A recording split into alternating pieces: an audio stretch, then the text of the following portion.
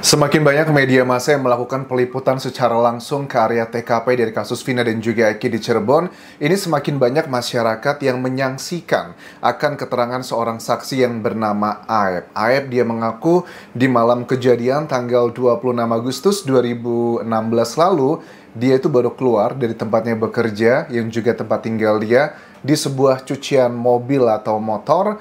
Dia keluar ke depan untuk beli rokok di warung kecil dan dia melihat dengan jelas sekitar jam 9 malam saat itu ada motor yang kemudian diketahui adalah motor yang dikendarai oleh Eki dan juga Vina itu dikejar dengan para terpidana dan juga salah satunya adalah tersangka yang saat ini sudah ditangkap ya atau dipenjara di Polda Jawa Barat.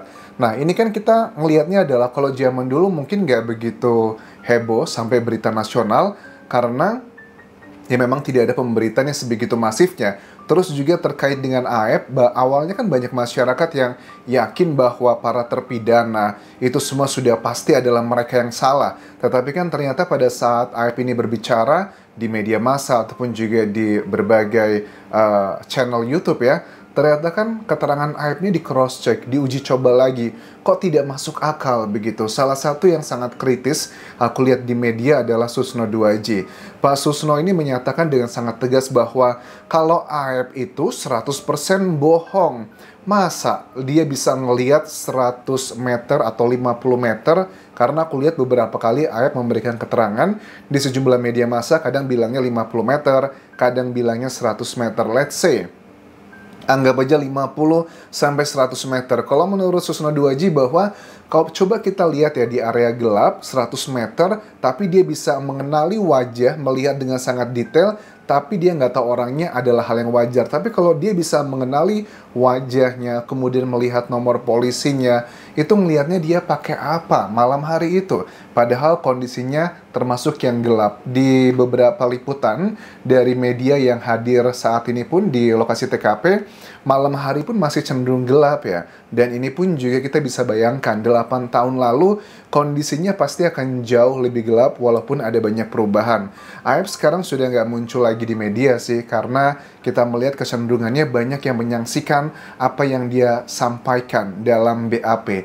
Aep itu dan juga Dede tidak menyampaikannya dalam persidangan teman-teman karena diketahui Aep mengakui pada saat dia diundang di tahun 2016 lalu di persidangan, dia tidak hadir alasannya adalah karena takut. Tapi statement ini pun juga banyak diragukan oleh masyarakat. Masa sih seorang, maksudnya dari lembaga besar Indonesia, pengadilan, polisi, kejaksaan, tidak bisa menghadirkan seorang saksi hanya karena alasan tersebut. Padahal juga kita lihat Aep kan sekarang juga bebasnya leluasa, masih bisa muncul, tetapi sepertinya Aep sudah tidak lagi bekerja di kawasan tersebut. Ya, ada banyak yang aku lihat kecenderungan dari masyarakat yang berada di kawasan TKP, ini sih dugaannya hanyalah sebagai alat balas dendamnya Aep, karena dulu dia pernah digerebek pada saat dia membawa perempuan masuk ke tempat kerjanya. Aku yakin kalian sudah tahu cerita terkait hal tersebut. Nah, kemudian juga bagaimana dengan Mel-Mel? Nah, Susno 2J pun memperingatkan Mel-Mel bahwa keterangan dia itu sudah sangat jelas sebenarnya adalah penuh kebohongan. Poin yang pertama misalnya begini. Mel-Mel ngakunya itu kan parkir motor di depan SMP Negeri 11, kemudian dia masuk dan melihat semua peristiwa tersebut. Tetapi menurut Susno 2J dengan melihat mereka melakukan investigasi langsung ke lapangan, Mel-Mel ngebayangin orang pakai motor itu udah hal yang konyol banget. Pakai motor aja konyol, apalagi kalau dia deket, ngendap-endap, melihat sudah pasti bakal ketahuan begitu.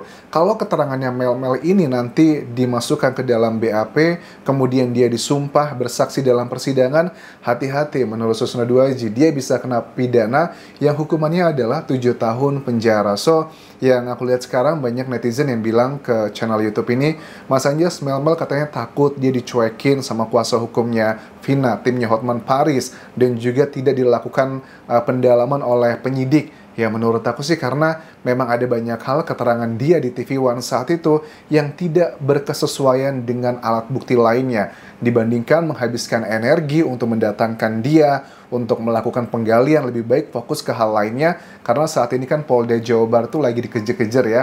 Semakin lama mereka tidak memberikan proses ini dalam tahapan berikutnya adalah persidangan, itu akan semakin lama juga penyidik akan di-roasting oleh masyarakat. Ada yang pro dan juga kontra. Terkait wawancara semalam, kita melihat dalam sebuah tayangan acara ya, Rudi Irawan, ayah Peggy Setiawan juga menyampaikan bahwa dia kaget gitu ya. Pada saat dia menjenguk putranya di dalam penjara, Peggy itu mengaku ada 2 orang yang ngakunya adalah pengacara yang meminta tanda tangan ke dirinya, tapi tidak dibaca draftnya itu apa aja. Ada dugaan, menurut Rudi Irawan, jangan-jangan ini adalah oknum gitu. Oknum ini siapa? Apakah oknum dari polisi atau pengacara, apa tujuannya? Tetapi kalau kita lihat dari lokasi tempat kejadian ini kan, menurut keterangannya ayah Peggy bahwa ya itu di dalam penjara dan dimintai itu adalah sekitar malam hari. Kalau jam besuk, aku cek di sini kan jam besuknya hari Selasa dan juga Kamis dari jam 8 sampai jam 2 sore. Kalau malam hari artinya siapa yang bisa punya akses masuk ke dalam rutan tersebut? Kalian sudah berpikir ini mengarah kemana? Dugaannya adalah tanda tangan tersebut akan dipakai dalam BAP, berita acara pemeriksaan. Ya, suka tidak suka, ini adalah bagian yang harus diklarifikasi. Ini adalah baru statement sepihak saja, harus ada pembuktiannya. Tetapi dugaan dari tim kuasa hukumnya Rudi Irawan ini mengatakan bahwa kalau memang ini dipakai untuk tanda tangan BAP, ya pasti tidak akan sah. BAP itu kan berita acara pemeriksaan. Apa yang disampaikan oleh si Peggy itu nanti akan diverbatim, ditulis satu persatu, kemudian di ujungnya nanti harus ada tanda tangan dari si tersangkanya. Tetapi setahu aku juga teman-teman, apapun yang dilakukan oleh penyidik saat ini, terutama untuk BAP, kalau pemeriksaan Peggy tidak didampingi dengan pengacara, BAP tersebut bisa dianulir. Jadi tanda tangan tersebut buat apa ya? Apakah betulan itu dipakai untuk ngebantu meringankan hukumannya, seperti statement dari Rudi Irawan yang mengatakan bahwa kenapa si Peggy itu akhirnya menandatanganinya, karena dia takut, dia ditekan, terus juga dikatakan itu nanti akan ngebantu untuk dia lebih ringan hukumannya. Terus ada juga statement dikatakan bahwa ini sudah koordinasi kok dengan pengacaranya adalah Bu Yanti, tetapi sudah dikonfirmasi oleh Bu Yanti, saya tidak pernah mengirimkan orang untuk melakukan hal tersebut. Kita nantikan apakah ini benar atau tidak. Nah, terkait dengan isu juga yang disampaikan oleh Rasman Arif Nasution yang mengaku adalah kuasa hukumnya dari PH Vina di tahun 2016 yang bernama Yosi. Terlepas ini pro dan kontra ya, tetapi ada poin-poin yang menurut aku juga disampaikan ngebuat kita bertanya-tanya, apa sih alasan dari Rudi Irawan, bapaknya Peggy, juga membuat 2 identitas. Nah, setelah aku cek, ada 2 identitasnya Pak Rudi, terus juga Peggy pun juga punya identitas yang berbeda. Nah, aku cek bahwa ternyata ini latar belakangnya adalah masalah pernikahan. Kenapa? Karena pergantian identitas yang menurut Rasman itu kan bahwa ada 2 nama Pak Rudi ya, bapaknya Peggy. Nama pertama adalah Rudi Irawan, itu yang asli ya di Cirebon, dan nama kedua adalah Asap-Rudin, yang ini adalah di Bandung. Alasannya karena menurut Pak Rudi untuk proses pernikahan keduanya yang tanpa ada izin dari istri pertama, karena status KTP-nya akan menjadi status bujang. Jadi biar bisa mudah melaksanakan pernikahan tersebut. Nah, ini bagi aku pribadi ternyata kalau aku nggak salah dengar ya, kuasa hukumnya bilang memalsukan identitas. Suka tidak suka itu adalah bagian yang memang memalsukan ya. Ternyata itu kan dibuatnya di tahun 2008 pada saat akan menikahi istri yang kedua adalah Bu Tuti. Nah, ini apakah benar 2008 ataukah 2018? Aku putar ulang kembali, statementnya adalah 2008.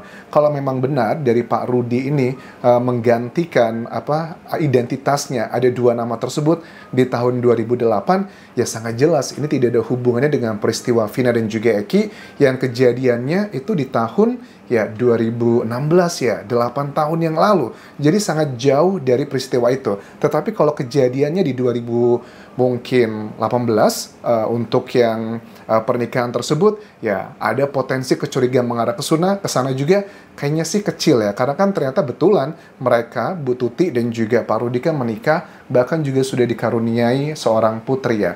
Terus juga ini linear dengan keterangan di awal-awal kasus ini muncul, kenapa Peggy Setiawan tuh punya nama dan juga dikenalkan tidak sesuai aslinya. Peggy Setiawan dikenalkan ke pemilik kosan atau kontrakan, namanya adalah Robi, padahal Robi adalah nama adiknya. Jadi ada dua Robi di sini.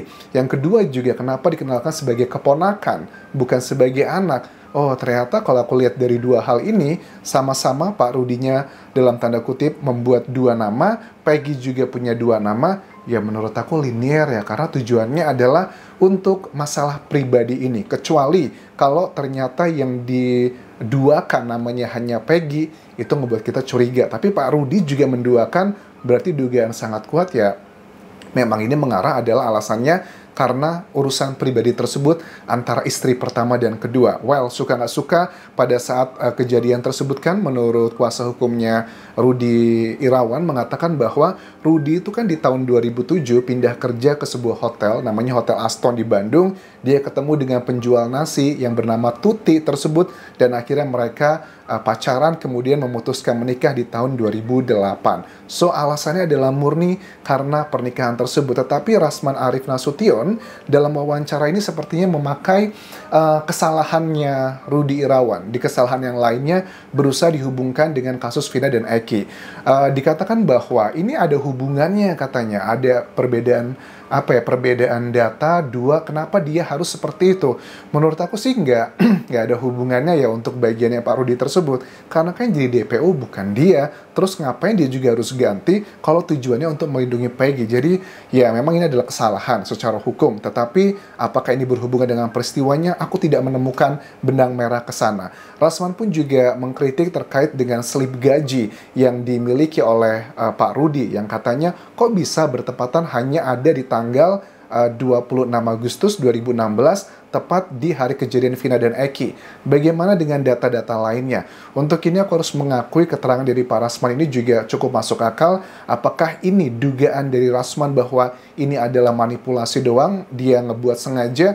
Ya, ada potensi mengarah ke sana juga. Kita harus fair untuk ngebahas bagian ini, teman-teman. Tetapi yang aku kritisi adalah cara Pak Rasman ya dalam menginterogasi seorang Pak Rudi gitu di hadapan Indonesia di media nasional, dengan caranya gayanya membentak-bentak, menekan-nekan, padahal sudah tidak bisa lagi bersuara. Toh kita di media tuh boleh aja kok beropini A, B, C, dan D, tetapi kan tidak sampai seperti itu. Kita juga bisa ngerti lah mana bagian yang sudah di luar batas atau yang masih dalam batas. Dan kita bisa melihat sesuatu hal yang sudah di luar batas, kita tuh hati nurani ngerasa nggak pantas. Dan itu yang aku lihat dalam perdebatan di sebuah acara di TV Indonesia semalam, teman-teman.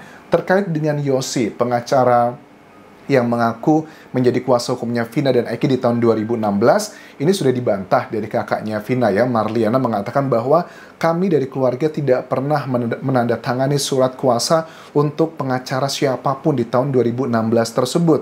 Terus juga bahkan kami tidak memiliki pendampingan oleh siapapun. Tetapi Yosi mengatakan bahwa saya punya jejak digital, bahwa saya pun juga hadir di gelar perkara, tapi saya akui surat kuasanya entah keselip di mana. Dalam peristiwa di tahun 2016 tersebut, Yosi mengatakan bahwa kasus ini tuh cuma berada di Polres Cirebon hanya 3 hari. Setelah itu dialihkan ke Polda Jawa Barat. Tetapi kalau aku cek juga dari keterangan mantan Kapolda Jawa Barat di tahun tersebut, mengatakan bahwa kasus ini dulu tidak mendapatkan perhatian dari Polda Jawa Barat terlalu serius karena tidak mendapatkan atensi masyarakat yang luar biasa. Jadi lebih banyak dialihkan adalah diurus oleh Polres Cirebon. Jadi serba salah nih, dari Yosi bilangnya 3 hari doang kok di Polres Cirebon, kemudian dialihkan ke Polda Jawa Barat. Tapi Kapoldanya saat itu mengatakan tidak memberikan atensi khusus. Ya, apakah itu maksudnya hanya ngebantu doang, tapi tidak melakukan tindakan hal-hal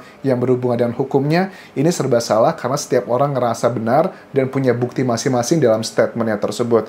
Sekali lagi, kasus ini tuh masih dalam teka-teki, teman-teman. Kita boleh berpendapat apapun, tetapi menurut aku kita harus rely adalah kepada alat bukti ya. Ya, keterangan saksi, keterangan ahli, keterangan terdakwa, petunjuk, dan juga surat adalah 5 jenis alat bukti. Tetapi yang paling tinggi menurut aku kredibilitasnya saat ini adalah keterangan ahli dari benda-benda mati yang ada dalam peristiwa ini, kemudian dijadikan scientific investigation yang tidak hanya sekedar dari lidah manusia yang tidak bertulang. Terima kasih sudah menonton. Sampai jumpa.